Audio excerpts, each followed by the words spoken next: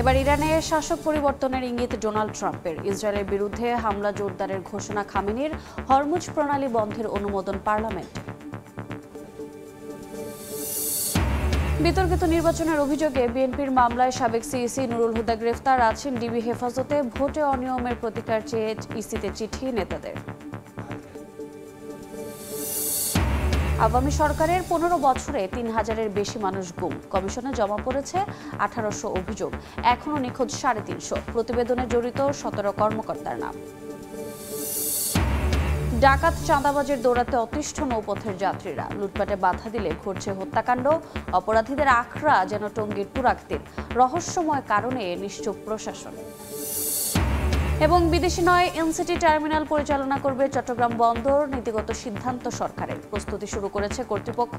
6 মাসে 42 কোটি টাকা খরচের অনুমতি চেয়ে চিঠি।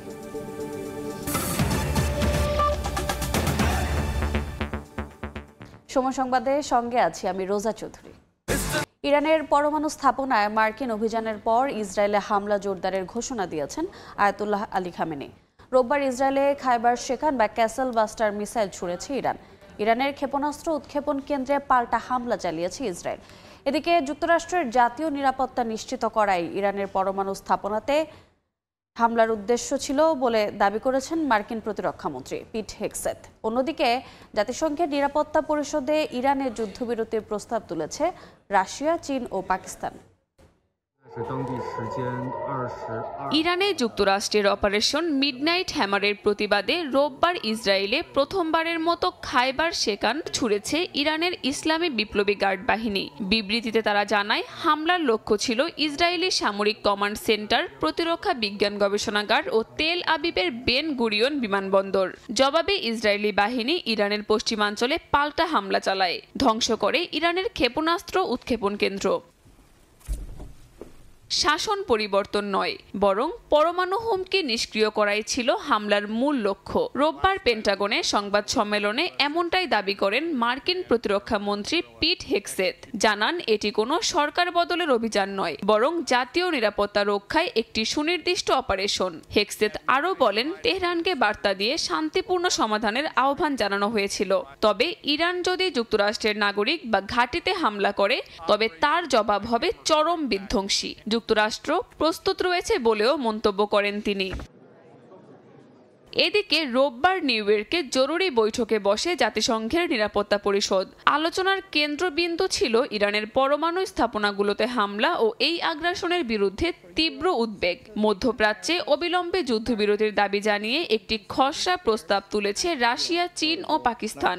জাতিসংঘ মহাসচিব আন্তোনিও গুতেরেস বলেন, এখনই না থামালে পরিস্থিতি আরও ভয়াবহতার দিকে যাবে।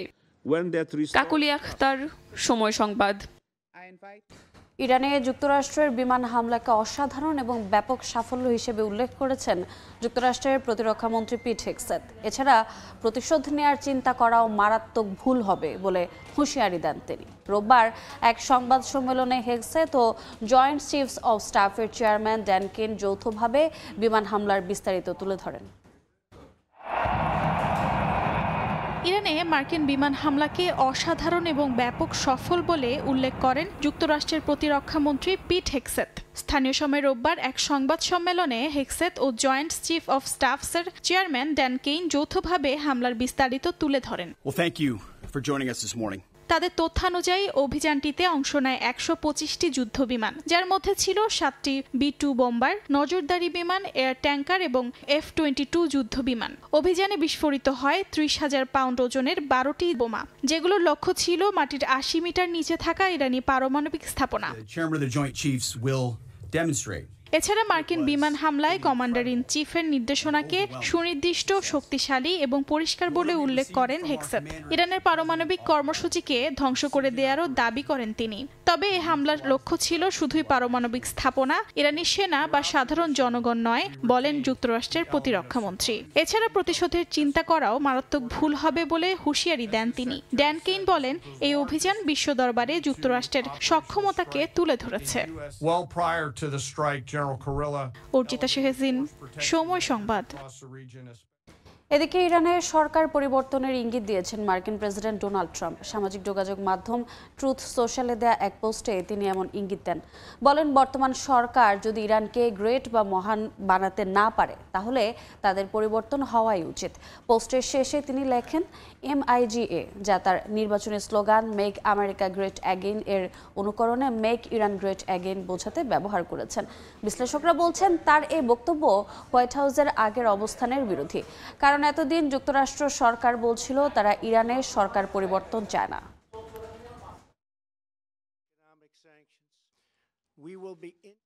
এদিকে যুক্তরাষ্ট্রের আগ্রাসী হামলার জবাবে হরমুজ প্রণালী বন্ধের সিদ্ধান্ত নিয়েছে ইরান। কৌশলগত প্রণালীটি বন্ধের পক্ষে ভোট দিয়েছে দেশটির পার্লামেন্ট। তবে চূড়ান্ত সিদ্ধান্ত নেবে দেশটির সর্বোচ্চ নিরাপত্তা পরিষদ। বাণিজ্য বিশ্লেষক বলছেন, এই সিদ্ধান্ত কার্যকর হলে প্রথম সপ্তাহেই জ্বালানি তেলের দাম 80% পর্যন্ত বাড়তে পারে, যার প্রভাব পড়বে বাংলাদেশের শিল্প কারখানা সহ সব খাতে। যুক্তরাষ্ট্রের আগ্রাসী হামলার জবাবে হরমুজ প্রণালী বন্ধের সিদ্ধান্ত নিয়েছে ইরান। এরই মধ্যে পারস্য উপসাগরের মুখে অবস্থিত কৌশলগত প্রণালীটির বন্ধের অনুমোদন দিয়েছে ইরানের পার্লামেন্ট। দেশটির জাতীয় নিরাপত্তা ও পররাষ্ট্র বিষয়ক কমিটির সদস্য ইসমাইল কাউসারি জানান, যুক্তরাষ্ট্রের হামলা ও আন্তর্জাতিক সম্প্রদায়ের নীরবতায় ক্ষুব্ধ হয়ে এই সিদ্ধান্ত নেওয়া হয়েছে। তবে চূড়ান্ত সিদ্ধান্ত নেবে দেশটির সর্বোচ্চ নিরাপত্তা পরিষদ। প্রণালী বন্ধ হলে বৈশ্বিক জ্বালানির বাজারে নৈরাজ্য দেখা দিতে পারে। বিশেষজ্ঞরা বলছেন, প্রথম সপ্তাহে তেলের দাম 80% পর্যন্ত বেড়ে যেতে পারে। 34 কিলোমিটারের দীর্ঘ এই জলপথ চিন্তা বাড়াচ্ছে বাংলাদেশেরও। আরপিজিসিএল এর তথ্য বলছে, হরমুজ প্রণালী দিয়ে 2018 সাল থেকে এ পর্যন্ত 487 কার্গো এলএনজি আমদানি করেছে বাংলাদেশ। এর মধ্যে 267 কার্গো কাতার থেকে এবং ওমান থেকে এসেছে 122 কার্গো, অর্থাৎ চাহিদার 80% মেটাচ্ছে এই দুই দেশ। চলতি অর্থ বছরেও 56 কার্গো এলএনজির মধ্যে এপ্রিল পর্যন্ত এসেছে 46 কার্গো। হরমুজ প্রণালী বন্ধ হলে বাংলাদেশকে জ্বালানি সরবরাহ করতে পারবে না কাতার। বিপিসির তথ্য বলছে, সংযুক্ত আরব আমিরাত ও সৌদি আরব থেকে বছরে প্রায় 14 লাখ টন অপরিশোধিত জ্বালানি তেল আমদানি হয়। হরমুজ প্রণালী এড়িয়ে লোহিত, এডেন ও আরব সাগর হয়ে বাংলাদেশকে তেল সরবরাহ করতে পারবে সৌদি আরব। তবে বিকল্প জলপথ না থাকায় সংযুক্ত আরব আমিরাতে আটকে যাবে চাহিদার অর্ধেক জ্বালানি। যারা আমরা সদা সর্বদা নির্ভরশীল এই মধ্যপ্রাচ্য থেকে জ্বালানি সরবরাহের উপরে, সেটা গ্যাস হোক কিংবা লিকুইড ফুয়েলই হোক, আমাদের জন্য একটা বড় বিপর্যয়ের সম্ভাবনা আছে। বিশ্বে প্রতিদিন ব্যবহৃত মোট তেলে প্রায় 20% পরিবহন করা হয় হরমুজ প্রণালী দিয়ে। গুরুত্বপূর্ণ এই জলপথ দিয়ে পরিবাহিত জ্বালানি তেলের প্রায় 70%-ই ভোক্তা দক্ষিণ এশিয়া। ফরহাদুর রহমান, সময় সংবাদ। এবারে অন্য প্রসঙ্গ। নির্বাচনে অনিয়মের অভিযোগে বিএনপির করা মামলায় সাবেক সিইসি AKM নুরুল হুদাকে গ্রেফতার করেছে পুলিশ। উত্তরা থেকে স্থানীয় জনতা ধরে পুলিশে দিলে ডিবি কার্যালয়ে নেওয়া হয় তাকে। বিতর্কিত নির্বাচনের অভিযোগে শেখ হাসিনাকে প্রধান আসামি করে 3 সিইসি ও 19 কর্মকর্তা সহ অজ্ঞাতনামাদের বিরুদ্ধে মামলা করেছে বিএনপি। একসঙ্গে ভোটে অনিয়মের প্রতিকার চেয়ে ইসিতে অভিযোগ করেছে দলটির নেতারা। বিতর্কিত নির্বাচনের অভিযোগে বিএনপির করা মামলায় গ্রেফতার হলেন সাবেক সিইসি KM নুরুল হুদা। রোববার সন্ধ্যায় উত্তরা থেকে স্থানীয় জনতা ধরে পুলিশে দেয় তাকে। পরে ডিবি কার্যালয়ে নেওয়া হয় সাবেক সিইসিকে। পুলিশ বলছে, শেরেবাংলা নগর থানায় বিএনপির করা মামলার 9 নম্বর আসামি KM নুরুল হুদা অবৈধভাবে নির্বাচনী ছদ্মবেশ ধারণ করে নির্বাচনী ব্যয় নির্ধারণ না করে ঘুষ দিয়ে অবৈধভাবে অন্যকে ভোটে জয় করানোর বিষয়ে তার বিরুদ্ধে যে অভিযোগ, সেই অভিযোগের প্রেক্ষিতে একটি মামলা হয়। উত্তরা 5 নম্বর সেক্টরের এখানে স্থানীয় জনগণ তাকে হেফাজতে নেয়। নিয়ে উত্তরা পশ্চিম থানাকে যখন ইনফর্ম করার পর উত্তরা পশ্চিম থানা পুলিশ সেখানে যায়, গিয়ে তাকে নিয়ে আসে। তৎপরবর্তী সে এখন বর্তমানে ডিবি হেফাজতে আছে এবং পরবর্তী বিষয়গুলো প্রক্রিয়াধীন আছে। এর আগে সকালে বিতর্কিত 3 নির্বাচনে অনিয়মের প্রতিকার চেয়ে ইসিতে চিঠি দেয় বিএনপি। বিএনপির নির্বাহী কমিটির সদস্য সালাহউদ্দিন খানের নেতৃত্বে 3 সদস্যের প্রতিনিধি দল প্রধান নির্বাচন কমিশনারের কাছে আবেদন জমা দেয়। পরে শেরেবাংলা নগর থানায় মামলা করে দলটি। এই যে ভোট তারা করেছে, নির্বাচন কমিশনার সহ তার সহযোগীরা, তাদের বিষয় নিয়ে আমরা একটা অভিযোগ নিয়ে থানায় এবং 2টি অভিযোগ আমরা তাদের কাছে আমরা এই জমা দিলাম। আমরা জানি এই বর্তমান সচিব এবং প্রধান নির্বাচন কমিশনের সাথে যারা অন্যান্য নির্বাচন কমিশনারদের এই যে অভিযোগটা আমরা দিলাম, ওনারা ওটা আইনগত ব্যবস্থা নেবেন। মামলায় শেখ হাসিনাকে প্রধান আসামি করে 3 সিইসি ও 19 কর্মকর্তা সহ অজ্ঞাতনামাদের আসামি করা হয়েছে। আদনান তুর্য, সময় সংবাদ, ঢাকা। সময় সংবাদে আরও থাকছে। ডেঙ্গুর সঙ্গে দক্ষিণাঞ্চলে বাড়ছে করোনার প্রকোপ। অচল শেরেবাংলা মেডিকেলের পিসিআর ল্যাবের যন্ত্রাংশ নেই, নমুনা সংগ্রহের কিট, চিঠি চালাচালি করেও মিলছে না সমাধান।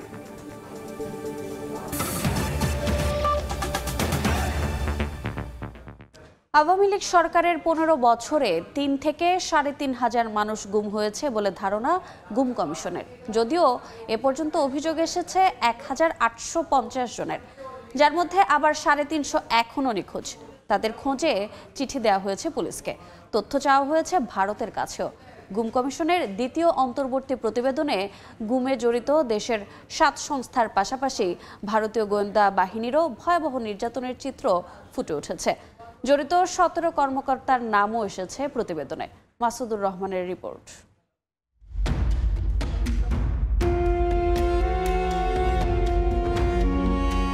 গুমের পদ্ধতি, নির্যাতন, আয়নাঘরে বন্দী, এরপর মিডিয়া ট্রায়ালের মাধ্যমে আসামি হিসেবে তুলে ধরার পুরো প্রক্রিয়া তুলে ধরা হয়েছে গুম সংক্রান্ত তদন্ত কমিশনের দ্বিতীয় অন্তর্বর্তী প্রতিবেদনে। বেশিরভাগ ক্ষেত্রেই সাদা পোশাকে অপহরণের পর গাড়িতে করে নিয়ে যাওয়া হয় অজ্ঞাত স্থানে। তদন্তে উঠে এসেছে গুমের পর প্রতিরক্ষা গোয়েন্দা সংস্থা ডিজিএফআই এর joint interrogation cell, JIC, RAB একের task force for interrogation, TFI বা র্যাব সদর দপ্তরের গ্লাস হাউস সহ 16টি গোপন বন্দিশালায় রাখা হতো ভুক্তভোগীদের। এসব বন্দিশালা থেকে ফিরে ভুক্তভোগীরা ভয়াবহ নির্যাতনের চিত্র তুলে ধরেছেন। নখ উপড়ে ফেলা, নখের ভেতর সুই ঢোকানো, ইলেকট্রনিক শক দেয়া, ঘূর্ণায়ন চেয়ারে নির্যাতন সহ নানা কৌশল। খেতে না দেওয়া ঠিকমতো, তারপরে হচ্ছে পচা জিনিস খেতে দেওয়া, রাতের পর রাত ঘুমোতে দেয় নাই। সো এই জিনিসগুলো অনেক ভিকটিমদের ক্ষেত্রে হয়েছে। কমিশনে এ পর্যন্ত দেশের 36 জেলার 1850 জন ভুক্তভোগী গুমের অভিযোগ করেছেন। তারা বন্দী থাকা অবস্থায় আরো 2 থেকে 3 জনের তথ্য দিয়েছেন। সেই হিসেবে গুমের সংখ্যা 3 থেকে 3,500 হতে পারে বলে ধারণা তদন্তকারীদের। ভিকটিমদের পরিণতি কি হয়েছে, পর্যায়ক্রমে আমরা কতগুলো ফাইল যেটা আমরা পুলিশকে দিয়েছি, যে শুধু তদন্ত না, তাদের সন্ধানটা জানার ব্যাপারটাও তাদেরকে প্রায়োরিটাইজ করতে হবে। গুমের সঙ্গে police, RAB, DB, CTTC, DGFI, NSI ও বিজিবির সম্পৃক্ততা পেয়েছে কমিশন। তবে ডিজিএফআই ও র্যাব সবচেয়ে বেশি যৌথভাবে গুমের ঘটনা ঘটিয়েছে। এখানেই শেষ নয়, ভারতীয় বাহিনীর মাধ্যমে সে দেশে করা হয়েছে গুম। বাংলাদেশের প্রচলিত যতগুলো আইন প্রয়োগকারী সংস্থা বা তদন্তকারী সংস্থা বা আপনার হচ্ছে গোয়েন্দা সংস্থা আছে, প্রত্যেকটা বাহিনীর সদস্যরাই কিন্তু এইগুলির সাথে জড়িত ছিল। প্রতিবেদনে গুমে অভিযুক্ত করা হয়েছে র্যাবের সাবেক 4 মহাপরিচালক, 7 অতিরিক্ত মহাপরিচালক, 6 গোয়েন্দা শাখার পরিচালককে। গুমের মতো ন্যাক্কারজনক অপরাধে জড়িতদের দৃষ্টান্তমূলক শাস্তির আহ্বান নিরাপত্তা বিশ্লেষকদের। যেটা সর্বোচ্চ শাস্তি সেটা দিতে হবে, সে সেনাবাহিনী হোক বা বাংলাদেশের নাগরিক হলে তো হলো। আর ভারতের নাগরিকদের ব্যাপারটা আমরা কূটনৈতিকভাবে দেখবো, এখানে কোনো কম্প্রোমাইজের কোনো স্কোপ নাই। সবচেয়ে বেশি গুমের ঘটনায় জড়িত থাকার অভিযোগে র্যাবকে বিলুপ্তি এবং অপব্যবহার হওয়ায় 2009 সালের সন্ত্রাস বিরোধী আইন সংশোধনের সুপারিশ গুম কমিশনের। মাসুদুর রহমান, সময় সংবাদ, ঢাকা। একদিকে ডাকাত, অন্যদিকে চাঁদাবাজ, সব মিলিয়ে অতিষ্ঠ নৌপথের যাত্রীরা। রাত হলেই তা বেড়ে যায় আরও কয়েক গুণ। লুটপাটে বাধা দিলে ঘটছে হত্যাকাণ্ডের ঘটনাও। এমন পরিস্থিতি তুরাগ নদীর। নাকের ডগায় এত কিছু ঘটলেও রহস্যময় কারণে নিশ্চুপ প্রশাসন। জুনায়েদ রুবেলের ছবিতে মেহেদি হাসানের রিপোর্ট। প্রায় 25 দিন যাবৎ মা নার্গিস বেগমের এই চোখের পানি ঝরছে। আদরের সন্তান হারিয়ে দিশেহারা বাবা আব্দুল কুদ্দুসও। গত 31 মে বাড়ি ফেরার সময় মাঝ নদীতে নিখোঁজ হয় ছেলে সুমন মৃধা। সেই থেকেই চলছে নিদারুণ এই অপেক্ষা। পানি তো আর মারেও নাই, পানি ফালায়ও নাই, ওরা নিয়ে গেছে গা। 2-3 জায়গায় এই কেস লয়ে উড়াবাস্তি করতেছে, কিন্তু কোনো করে না। খালি কয় যে ছুটি, ফল না, দপ না, এই আগর বাগর কয়। আশুলিয়া থেকে সেদিন তুরাগ নদীর এই পথ ধরেই কাশিমপুর যাচ্ছিল সুমন ও তার 2 সহকর্মী। গন্তব্যে পৌঁছানোর কিছু আগেই হঠাৎ ডাকাত দলের নজরে পড়ে তাদের বহনকারী নৌকাটি। ঘটনা আঁচ করতে পেরে ডাকাতদের বাধা দিতে সব চেষ্টাই করেছিলেন সুমন, তবে আর শেষ রক্ষা হয়নি। ভুক্তভোগীদের অভিযোগ, 2 সহকর্মীকে নৌকার ভেতরে আটকে সুমনকে ব্যাপক মারধর করে ডাকাত দল। এরপর থেকেই আর সন্ধান মেলেনি তার। যখন কূপ দিতে লইছিল, আমি এই দিক দিয়ে নিচে চলে যাই। আর আরেকজন যখন ছেলের একটা বাড়ি খাইছে, বাড়ি খাওয়ার পরে ওই সাইডে পইরা গেছে, পইরা যাওয়ার পরে ওনারে উঠিয়ে আবার ওই সামনে ফেলাইছে, সামনে ফেলে মারধর করতেছে। ছবি দেখায় ডাকাত শনাক্ত করছে, ওরা 100% শিওর দিয়ে দিচ্ছে যে ওই ছিল, অথচ কোনো পুলিশ প্রশাসন তাকে যে গ্রেপ্তার করবে এরকম কোনো প্রস্তুতি নেয় নাই। জৌলুস ফিরেছে তুরাগে, সেই সঙ্গে বেড়েছে আতঙ্ক। পরিস্থিতি এমন যে ডাকাতদের হাত থেকে বাঁচতে মাসিক চাঁদাও দিচ্ছেন এ পথের যাত্রীরা। অভিযোগ, নাকের ডগায় এত কিছু ঘটলেও নিশ্চুপ প্রশাসন। কিছু ডাকাতি দিক দিয়ে ফোন দিয়ে সেলওয়ালাদের কাছ থেকে বলে ফোন দিয়ে টাকা নিচ্ছে, টাকা না দিলে ওদের চলতে দেবে না। আমরা নদী পথটা টোটালি অরক্ষিত। রাত্রে আসে আর কি ছুরি কাছি, তারপরে অনেক আছে পিস্তল নিয়েও আসে। এলাকাবাসীর অভিযোগ, নৌ পুলিশের পরোক্ষ সহায়তায় নদীপথকে টার্গেট করেছে একটি চক্র। এসব বিষয়ে বারবার যোগাযোগ করার চেষ্টা করেও কোনো সদুত্তর মেলেনি। তবে মুঠোফোনে পুলিশ সুপারের সেই পুরনো কথা, চলছে তদন্ত। আমার তদন্ত যেহেতু চলছে, আমি তো সফল হতে পারি, ব্যর্থও হতে পারি, সময় দিতে হবে আমাকে। অন্ধকার নেমে এলেই তুরাগ নদীর এই পথ অনেকটা অরক্ষিত হয়ে যায়। ডাকাতির ঘটনা এ পথের যাত্রীদের কাছে এখন নিত্যদিনের ঘটনা। এমন বাস্তবতায় নৌ পুলিশের টহল জোরদারের পাশাপাশি নিখোঁজ সুমন মৃধার সন্ধান চায় এলাকাবাসী। মেহেদী হাসান, সময় সংবাদ, গাজীপুর।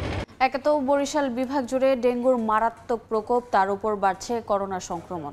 তবে তেমন কোনো প্রস্তুতি নেই কর্তৃপক্ষের। শেরেবাংলা মেডিকেল কলেজ হাসপাতালের করোনা শনাক্তের RT-PCR ল্যাবের যন্ত্রাংশ অচল, নেই নমুনা সংগ্রহের কিট। চিঠি চালাচালি করেও মিলছে না সমাধান। বিস্তারিত অপূর্ব রিপোর্টে। 2020 সালের মে মাসে শের-ই-বাংলা মেডিকেল কলেজের মাইক্রোবায়োলজি বিভাগে করোনা শনাক্তের RT-PCR ল্যাব প্রতিষ্ঠা করা হয়। সেখানে দুটি মেশিনে প্রতিদিন গড়ে 96টি করে পরীক্ষা হতো, কিন্তু 2 বছর ধরে ব্যবহৃত না হওয়ায় দুটি যন্ত্রই অচল হয়ে পড়েছে।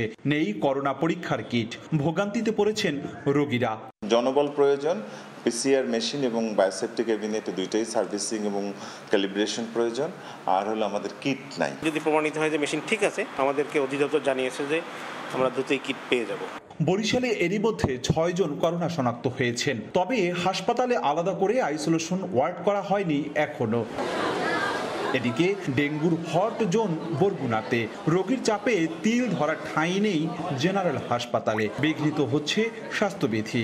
ঝুঁকি বাড়ছে করোনা ভাইরাস সংক্রমণেরও। জেলায় একটি RT-PCR ল্যাব স্থাপনের জন্য স্বাস্থ্য মন্ত্রণালয়ে আবেদন করেছেন সিভিল সার্জন। বাইরে থেকে অনেক অতিথি আসতেছে, সেক্ষেত্রে করোনা ঝুঁকিটা অনেক ক্ষেত্রে বাড়তেছে এবং আমরা এটা নিয়ে শঙ্কিত। স্বাস্থ্য মন্ত্রণালয় থেকে যে নির্দেশনা দেওয়া হয়েছে স্বাস্থ্যবিধি মানার ক্ষেত্রে, সেটি কিন্তু বরগুনা সদর হাসপাতালে একদমই নেই। করোনার একটা ওয়ার্ড আমি অলরেডি প্রস্তুত করে রেখেছি, ওটাও 50 বেড। করোনা কিটও নিয়ে আসছি, ডেঙ্গু NS1 আরও 3000 কিট পেয়েছি আমরা। যদি বরগুনাতে একটা ল্যাব স্থাপন করতে পারি, তাহলে আমাদেরকে বরিশাল কিংবা ভোলা সেই সমস্ত জায়গাগুলোতে হয়তোবা আমাদেরকে যেতে হবে না। বিভাগ জুড়ে করোনা ও ডেঙ্গু পরিস্থিতি খারাপের দিকে যাচ্ছে জানিয়ে সামাল দিতে সব ধরনের প্রস্তুতি নেওয়া হয়েছে বলছে স্বাস্থ্য অধিদপ্তর। মূল বিষয় হলো জনগণের সচেতন হওয়া। আমাদের বরিশাল স্বাস্থ্য বিভাগ আমরা যথেষ্ট প্রস্তুতি রয়েছে। 2020 সালের মার্চ থেকে 22 সালের আগস্ট পর্যন্ত শের-ই-বাংলা মেডিকেল কলেজে হাসপাতালে 7740 জন করোনা আক্রান্ত চিকিৎসা নেন। এদের মধ্যে মারা যান 1479 জন, আর চলতি বছরের 5.5 মাসে 3679 জন ডেঙ্গু আক্রান্ত হয়েছেন। মারা গেছেন 8 জন। অপূর্ব, সময় সংবাদ, বরিশাল। সময় সংবাদে আরো থাকছে। একীভূত হচ্ছে ইসলামী ঘরানার 5 ব্যাংক। সিদ্ধান্তে আপত্তি এক্সিম ব্যাংকের। একাই কার্যক্রম চালানোর দাবি, নিয়ম মেনে হচ্ছে কিনা খতিয়ে দেখার পরামর্শ অর্থনীতিবিদদের। জাতীয় রাজস্ব বোর্ড NBR আলাদা করার প্রতিবাদে কর্মবিরতি পালন করছেন কর্মীরা। এই মুহূর্তে রাজধানীর আগারগাঁওয়ে আছেন সহকর্মী সাইফুল ইসলাম। বিস্তারিত জানতে সরাসরি যাচ্ছি তার কাছে। সাইফুল,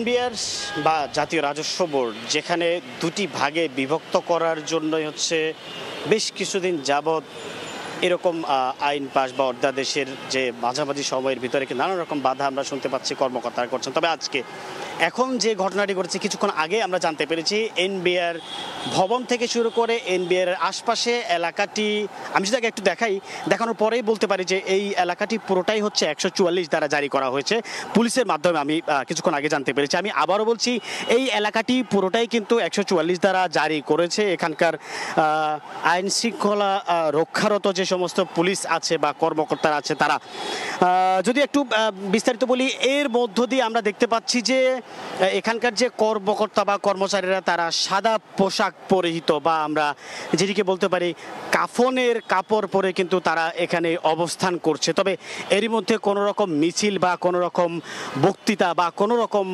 হট্টগোল যেন না হয় সেই জন্যই কিন্তু পুলিশ এরই মধ্যে 144 দ্বারা জারি করেছেন, কিছুক্ষণ আগে আমরা জানতে পেরেছি। তবে একটু পিছনের ইতিহাস যদি আমি একটু বলি, গত 12ই মে কিন্তু অন্তর্বর্তী সরকার যে রাজস্ব নীতি এবং রাজস্ব ব্যবস্থাপনা অধ্যাদেশ জারি করে, সেখানে এনবিআর বিলুপ্ত করার জন্য বা এনবিআর করনীতি বিভাগ এবং রাজস্ব সংগ্রহ বিভাগের গঠনের কথা কিন্তু বলা হয়েছিল। এরপর থেকেই কিন্তু এই অধ্যাদেশ বাতিল সহ 4 দফা দাবিতে কিন্তু আন্দোলন করেন এনবিআর কর্মকর্তারা। যদিও 25শে মে কিন্তু তাদের কাছে একটা ঘোষণা আসে যে সরকার থেকে এইরকম কোনো কিছু করা হবে না, কিন্তু তার মধ্য দিয়ে আজকে যে ঘোষণাটি আসবে, যে আজকে পর্যন্ত তারা কিন্তু অনড় ছিল যে তারা এই দাবি মেনে নেবেন সরকার থেকে। কিন্তু সরকার না মানার কারণে আজকে কিন্তু তারা দাফনের কাপড় পরে কিন্তু এনবিআর এর ভবনের নিচে তারা অবস্থান করছেন এবং এরই মধ্যে এই এলাকাটি পুরোটা 144 দ্বারা জারি করেছেন প্রশাসন। এই ছিল আমার কাছ থেকে জাতীয় রাজস্ব বোর্ড আগারগাঁও এনবিআর থেকে সর্বশেষ খবর। দেখছেন সময় সংবাদ। কয়েক মাসের মধ্যে একীভূত হচ্ছে গ্লোবাল ইউনিয়ন সহ ইসলামী ঘরানার 5 ব্যাংক। বাংলাদেশ ব্যাংকের এমন সিদ্ধান্তে আপত্তি তুলে এক্সিম ব্যাংক বলছে, একীভূত নয়, একাই ব্যাংকিং কার্যক্রম চালাতে চায় তারা। শুধু তাই নয়, কেন অতি দুর্বল ব্যাংকগুলোর সঙ্গে তাদের মেলানো হচ্ছে স্পষ্টভাবে সেই কারণও জানতে চায় প্রতিষ্ঠানটি। অর্থনীতিবিদরা বলছে, ব্যাংকিং রেজুলেশন অর্ডিন্যান্স মেনে একীভূত করা হলে আপত্তি তোলার সুযোগ নেই কারো। প্রথম ধাপে আমরা যেটা আশা করছি যে কিছু ব্যাংককে আমরা একীভূত করব, সেটা হয়তো আগামী কয়েক মাসের মধ্যে আমরা কাজটা শুরু করে দেবো। এটার সাথে সরকার পরিবর্তনের কোনো সম্পর্ক নয়, এটা একটা চলমান প্রক্রিয়া। যখন যেখানে হস্তক্ষেপ করার প্রয়োজন কেন্দ্রীয় ব্যাংক মনে করবে, কেন্দ্রীয় ব্যাংক সেটা করবে। দুর্বল ব্যাংক একীভূত করতে সম্প্রতি বাংলাদেশ ব্যাংকের গভর্নরের এমন বক্তব্যের পর আবারও সামনে আসে এবার একসঙ্গে মিলছে কোন ব্যাংকগুলো। 5টা ব্যাংকটা একত্রীভূত করতে গিয়ে আমাদের এক্সিম ব্যাংকটা কিভাবে কেন এখানে ঢুকাচ্ছেন উনি, এটা আমার কাছে বোধগম্য না। কেন্দ্রীয় ব্যাংকের তথ্য, এবার একীভূত হচ্ছে Exim Global Union, First Security ও সোশ্যাল ইসলামী ব্যাংক। ব্যাংকগুলোর বর্তমান কার্যক্রমে দেখা যাচ্ছে আমদানি রপ্তানি বাণিজ্যের সঙ্গে প্রবাসী আয় দেশে আনার ক্ষেত্রে অন্য 4 ব্যাংকের চেয়ে বেশ এগিয়ে এক্সিম ব্যাংক। এক্সিম ব্যাংকের খেলাপি ঋণ যেখানে 28%, সেখানে এর দ্বিগুণের বেশি 58% সোশ্যাল ইসলামী ব্যাংকের। আর শতভাগ খেলাপি ঋণের দিকে হাঁটা ফার্স্ট সিকিউরিটি ইসলামী ব্যাংকের রয়েছে 93%, গ্লোবাল ইসলামী ব্যাংকের 94% ও ইউনিয়ন ব্যাংকের খেলাপি ঋণের পরিমাণ 96%। এমন চিত্র তুলে ধরে কোনোভাবেই একীভূত হতে চায় না এক্সিম ব্যাংক। কোন গ্রাউন্ডে, কোন বেসিসে, কোন মানদণ্ডে আমাদেরকে ওদের সাথে একত্রীভূত করবে, সেটাই আমাদের বোঝা খুব দুঃস্থ হয়ে গেছে। আমরা বুঝতেই পারতেছি না কোন গ্রাউন্ডে। আমাদেরকে যদি বলতো এই গ্রাউন্ডে তোমাকে এইভাবে করা হবে, তাহলে আমরা সেটাকে তলিয়ে দেখতাম যে আসলে ওই গ্রাউন্ডটাকে আমার পারফেক্ট কিনা। যদি ভুল তাতে থাকতো আমরা ঠিক করতাম, যদি ভুল ঠিক করার পজিশন না থাকতো তাহলে আমরা মেনে নিতাম। কোনো ব্যাংকের একা চলার সামর্থ্য থাকলে তাকে যেমন একা চলতে দেওয়া উচিত, তেমনি ব্যাংকিং রেজুলেশন অর্ডিন্যান্স মেনে একীভূত হচ্ছে কিনা তা খতিয়ে দেখার পরামর্শ অর্থনীতিবিদদের। ব্যাংকিং রেজুলেশন অর্ডিন্যান্সের ধারা অনুযায়ী তো আপনাকে কাজগুলো করতে হবে। আপনাকে জানাতে হবে যে হ্যাঁ, আপনার রেজুলেশন প্ল্যানটা আমার কাছে গ্রহণযোগ্য হয়নি, সেই জন্য আমি বিকল্প যে পথগুলি আছে, অবসায়ন, মার্জার বা বিক্রি করে দেওয়া, অন্য কোনো প্রতিষ্ঠানকে স্ট্র্যাটেজিক ইনভেস্টরকে বা অথবা সাময়িকভাবে আপনাকে নিয়ে নেওয়া, জাতীয়করণ করার মতো সরকারিকরণ, সেই ধরনের পথে আমি যাচ্ছি। ওই সিদ্ধান্তটা আপনাকে জানাতে হবে। একীভূত ব্যাংকের গ্রাহকদের লেনদেনে যেমন কোনো সমস্যা হবে না, তেমনি কর্মীরা চাকরি হারাবে না বলেও জানিয়েছে বাংলাদেশ ব্যাংক। কামরুল হাসান সবুজ, সময় সংবাদ, ঢাকা।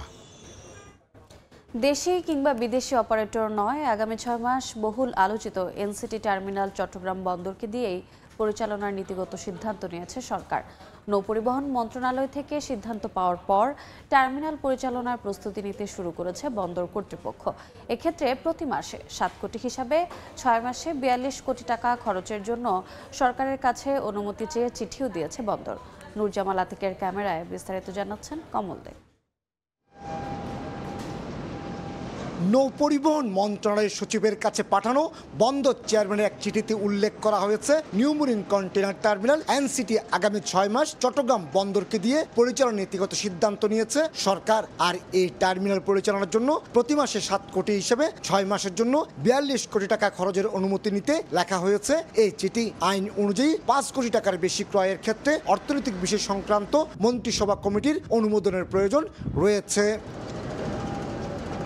বহুল আলোচিত এই টার্মিনাল পরিচালনার দায়িত্বভার অর্পণ নিয়ে গত কয়েক মাস ধরে উত্তপ্ত দেশের রাজনৈতিক অঙ্গন। চলতি বছরের 6 জুলাই বর্তমান টার্মিনাল অপারেটর সাইপ পাওয়ারটেকের চুক্তির মেয়াদ শেষ হচ্ছে। এই অবস্থায় বিদেশি অপারেটর এই টার্মিনালের দায়িত্ব নিতে পারে বলে ইঙ্গিত দেওয়া হলে বন্দর ব্যবহারকারী সহ রাজনৈতিক দলগুলো এই নিয়ে আন্দোলন শুরু করে। উত্তেজনা এড়াতে সরকার এই সিদ্ধান্ত নিয়েছে বলে মনে করছেন বন্দর ব্যবহারকারীরা। বিদেশি কোম্পানিকে দেওয়ার আগেই যদি চট্টগ্রাম বন্দর কর্তৃপক্ষ এটাকে সুচারুভাবে পরিচালনা করতে পারে, সেই ক্ষেত্রে একটা প্রমাণস্বরূপ দাঁড়ায় যে ইয়েস, চট্টগ্রাম বন্দর ইজ ক্যাপেবল। এটা হচ্ছে মূল উদ্দেশ্য। চট্টগ্রাম বন্দরে হ্যান্ডেলিং হওয়া 32 লাখ কন্টেইনারের মধ্যে 44% এককভাবে পরিচালনা হয় এনসিটি থেকে, যে কারণে বন্দরের 18টি অত্যাধুনিক গ্যান্ট্রিক্রেনের মধ্যে 14টি স্থাপন করা হয়েছে। এখানে একযোগে 4টি জাহাজ ভেড়ার সক্ষমতা সম্পন্ন এই টার্মিনালে রয়েছে একাধিক রাবার টায়ার্ড গ্যান্ট্রিক্রেনও। বাকি 4টি গ্যান্ট্রিক্রেন রয়েছে 3টি জাহাজ ভেড়ানোর সক্ষমতা সম্পন্ন সিসিটিতে, যেখানে কন্টেইনার হ্যান্ডেলিং হচ্ছে 37%। সিটিএমএসটা যদি প্রপারলি মেইনটেইন করতে পারে, তাহলে আমি মনে করি এটা বন্দর ইজিভাবে আসলে এটাকে অপারেট করতে পারে। এনসিটির মাধ্যমে দেশের আমদানি রপ্তানি বাণিজ্য সচল রাখতে স্বল্প সময়ে উন্মুক্ত দরপত্র আহ্বান করে অপারেটর নিয়োগ দেওয়া সম্ভব না হলেও এ নিয়ে বন্দরকে নানামুখী চ্যালেঞ্জের মুখে পড়তে হতে পারে বলে মনে করছেন বন্দরের এই সাবেক কর্মকর্তা। ব্যবসায়িক পয়েন্ট অফ ভিউ থেকে আমরা কিন্তু চাবো যে যাতে আমাদের পণ্য সময় মতো হয়, এই নতুন পরীক্ষা নিরীক্ষার জন্য যাতে কোনোভাবে বাধাগ্রস্ত না হয়। 570 কোটি টাকা খরচ করে 1000 মিটার দৈর্ঘ্যের এই নিউ মেরিন কন্টেইনার টার্মিনালের নির্মাণ কাজ 2007 সালে শেষ হলো। নানামুখী জটিলতায় 3 বছর এখানে অপারেটর নিয়োগ দেওয়া যায়নি। পরবর্তীতে অপারেটর দায়িত্ব পায় সাইপ পাওয়ারটেক। অথচ বন্দরের প্রায় 2000 কোটি টাকা খরচ করে এই অত্যাধুনিক গ্যান্ট্রিক্রেন স্থাপন করা হয়েছিল। বন্দরের প্রাইম লোকেশনের পাশাপাশি অত্যাধুনিক যন্ত্রপাতি স্থাপন হওয়ায় দেশি বিদেশি বিনিয়োগকারীদের কাছে সবসময় লোভনীয় ছিল এনসিটি টার্মিনাল। তবে শেষ পর্যন্ত বন্দর নিজেরাই এই টার্মিনাল অপারেট করায় একদিকে যেমন বন্দরের সক্ষমতার পরীক্ষা হবে, অন্যদিকে আর্থিকভাবে লাভবান হওয়ার সুযোগ সৃষ্টি হচ্ছে। চট্টগ্রাম বন্দর থেকে কমল দে, সময় সংবাদ। দেখছেন সময় সংবাদ। নিষেধাজ্ঞা শেষ হলেও এখনও জমে ওঠেনি পটুয়াখালীর আলিপুর মৎস্য অবতরণ কেন্দ্র। বৈরী আবহাওয়ার কারণে অনেক জেলে সমুদ্রে জাল ফেলতে পারেনি, ফিরেছেন খালি হাতে। এই মুহূর্তে আলিপুর মৎস্য অবতরণ কেন্দ্রে আছেন সহকর্মী শিকদার জাবির হোসেন। সরাসরি যাচ্ছি তার কাছে। জাবির,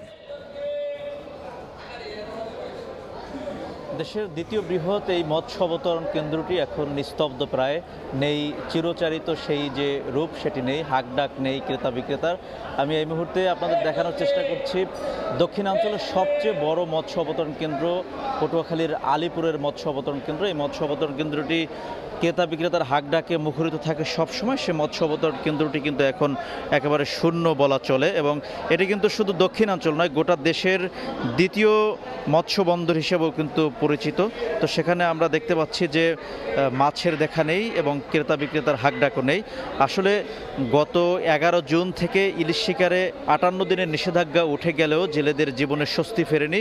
মূলত নিষেধাজ্ঞা উঠে যাওয়ার পর থেকেই বৈরী আবহাওয়ার কবলে পড়েছে জেলেরা আমাদেরকে জানিয়েছেন যে তারা নিষেধাজ্ঞার পর সমুদ্রে গেলেও ঠিকভাবে তারা মাছ শিকার করতে পারছে না, যার কারণ হলো সমুদ্রে উত্তাল ঢেউয়ের কারণে তারা সমুদ্রে ঠিকভাবে জাল ফেলতে পারছে না, যার যার কারণে তারা খালি হাতেই কিন্তু ঘাটে ফিরছেন এবং তারা কিন্তু ঠিকভাবে মাছ পাচ্ছেন না। আর অনেক জেলেই কিন্তু বৈরী আবহাওয়ার কারণে সমুদ্রে যায়নি, যারা সমুদ্রে গিয়েছেন তারাও কিন্তু খালি হাতে ফিরেছেন। আমরা সকাল থেকে এই মৎস্য অবতরণ কেন্দ্রটিতে অবস্থান করছি, যেখানে প্রতি মিনিটে একটি করে ট্রলার আসার কথা। সেখানে কিন্তু আমরা দেখেছি যে ইলিশ বোঝাই করে ট্রলার আসার চিত্র আমরা দেখিনি। আমরা দেখেছি যে আজকে সকাল থেকে এ পর্যন্ত 3 থেকে 4টি ট্রলার এসেছে, আর বাকি ট্রলারগুলো কিন্তু মাছ নিয়ে আসেনি, আমরা সেটি কিন্তু লক্ষ্য করেছি। আর এই জেলেদের জালে ইলিশ না দেখার কারণে উপকূলের যে মৎস্য সংশ্লিষ্ট ব্যবসায়ীরা এবং মৎস্যজীবীরা তাদের মধ্যে হতাশা বিরাজ করছে। দীর্ঘ 58 দিন নিষেধাজ্ঞায় তারা সম্পূর্ণ বেকার ছিল, এখন কিন্তু আবার তাদেরকে সেই দুর্বিষহ সময় পার করতে হয়েছে। তো এতটুকুই ছিল পটুয়াখালীর আলিপুর মৎস্য অবতরণ কেন্দ্র থেকে আমার কাছে সব শেষ। দেখছেন সময় সংবাদ। এবারে খেলার খবর। বাংলাদেশের বিপক্ষে দ্বিতীয় টেস্ট সামনে রেখে অনুশীলন শুরু করেছে শ্রীলঙ্কা। এই মুহূর্তে কলম্বো আছেন রিপোর্টার তারেক হাসান শিমুল। সর্বশেষ খবর জানতে সরাসরি চলে যাচ্ছি তার কাছে। শিমুল, প্রথম টেস্ট মাঠে গড়াবে কিন্তু এই সিংহলিজ স্পোর্টস ক্লাব মাঠে, এবং কি অনুশীলন শুরু করেছে। যদিও সকালে বাংলাদেশ দলের অনুশীলন করার কথা ছিল, যে পুরোনো আইটিনারিটা দেওয়া হয়েছে ক্রিকেট বোর্ড কিংবা শ্রীলঙ্কা বোর্ডের পক্ষ থেকে, সেটা পরিবর্তন করা হয়েছে। বাংলাদেশ শ্রীলঙ্কার টাইম অর্থাৎ 2টায় করবে বাংলাদেশ দল, এবং সকাল 10টা থেকে কিন্তু স্থানীয় সময় 10টা থেকে কিন্তু শুরু করেছে শ্রীলঙ্কা অনুশীলন। ম্যাচটাকে ঘিরে কিন্তু ভালো আয়োজন দেখা যাচ্ছে এখানে। গলে যেমনটা দেখেছি যে যেহেতু অ্যাঞ্জেলো ম্যাথিউসের বিদায়ী টেস্ট ছিল, তাকে ঘিরে সাজানো হয়েছে। তবে অ্যাঞ্জেলো ম্যাথিউসের ছবি না থাকলেও দারুণভাবে এই ঐতিহাসিক গ্রাউন্ডটি সাজানো হয়েছে। পাশাপাশি আমরা দেখছি শ্রীলঙ্কান ক্রিকেট বোর্ডের প্রেসিডেন্ট শাম্মী সিলভা কিন্তু এখানে এসেছেন, মাঠে ক্রিকেটারদের সঙ্গে কথা বলছেন। সিরিয়াস শ্রীলঙ্কা দল বাংলাদেশের বিপক্ষে গলে ড্র হওয়ার পরে এই ম্যাচে জিততে চায়। তবে বাংলাদেশের জন্য যে বিষয়টি নিয়ে এখন একটা শঙ্কা কিংবা গোমট একটা পরিবেশ বলতে হয় এটাকে, আসলে নাজমুল হোসেন শান্ত, আমরা যতটুকু জানতে পেরেছি বিভিন্ন গণমাধ্যমের থ্রুতে, যে তিনি নাকি বোর্ডের কাছে একটি চিঠি দিয়েছেন, টেস্টেও তিনি ক্যাপ্টেন্সি করতে চান না। এই শ্রীলঙ্কা সিরিজের আগে আমরা যেটা দেখেছি যে হুট করে মাত্র প্লেনে ওঠার আগের দিন পরিবর্তন করা হয় ওয়ানডে ক্যাপ্টেন্সি, শান্ত ক্যাপ্টেন ছিলেন, কোনো আলোচনা হয়নি। এই বিষয়টি বারবার আসছিল আলোচনা, যদিও শান্ত এই বিষয়টা নিয়ে একেবারেই মুখ খোলেননি। তবে এটা আসলে কত দূর গড়ায় সেটা হচ্ছে বিষয়। তবে নিশ্চয়ই এই টেস্টে বাংলাদেশও চাইবে একটা ভালো ফলাফল পেতে। তো আমার কাছে এই ছিল সর্বশেষ খবর। সরাসরি যুক্ত ছিলাম শ্রীলঙ্কায়। সময় সংবাদের শীর্ষ সংবাদগুলো জানিয়ে দিচ্ছি আরেকবার। এবার ইরানের শাসক পরিবর্তনের ইঙ্গিত ডোনাল্ড ট্রাম্পের। ইসরায়েলের বিরুদ্ধে হামলা জোরদারের ঘোষণা খামেনির। হরমুজ প্রণালী বন্ধের অনুমোদন পার্লামেন্টে। আওয়ামী সরকারের 15 বছরে 3000-এর বেশি মানুষ গুম। কমিশনে জমা পড়েছে 1800 অভিযোগ, এখনও নিখোঁজ 350। প্রতিবেদনে জড়িত 17 কর্মকর্তার নাম। এবং বিদেশি নয় এনসিটি টার্মিনাল পরিচালনা করবে চট্টগ্রাম বন্দর। নীতিগত সিদ্ধান্ত সরকারের, প্রস্তুতি শুরু করেছে কর্তৃপক্ষ। 6 মাসে 42 কোটি টাকা খরচের অনুমতি চেয়ে চিঠি।